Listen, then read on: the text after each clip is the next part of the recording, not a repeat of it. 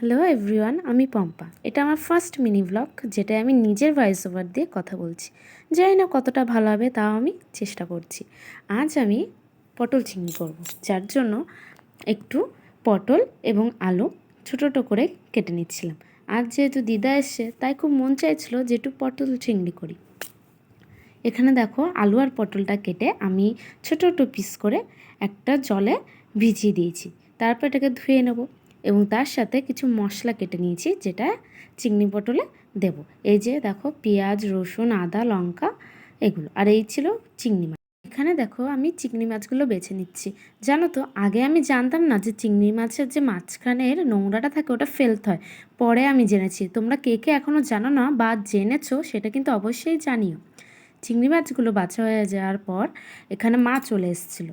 তখন মা আমার সাথে সাথে একটু সাহায্য করে দিচ্ছিলো এবং এখানে আলু পটল সব ভেজে নিয়েছিল। তারপর দেখো, মশলা দিয়ে পটলটাকে কষিয়ে নিচ্ছি এবং যা যা যাবতীয় জিনিস লাগে, হলুদ, লঙ্কা গুঁড়ো, জিরে গুঁড়ো সব দিয়ে দিয়েছি এবং একটু আলাদা গরম জল করে তারপর দিয়েছি। গরম জল দিলে না, তরকারির টেস্টটা একটু আলাদাই হয়। তারপর গরম মশলা দিয়ে নামিয়ে নিয়েছি। এখানে দেখো, একটু মাছ ভেজেও নিয়েছি। আর আজকে লতি করেছিলাম। লতি দিয়ে মাছ ভাজা দিয়ে খেতে খুব ভালো লাগে। তোমাদের কার কার ভালো লাগে জানোই কিন্তু। আজকের মতো এইটুখানি, টাটা।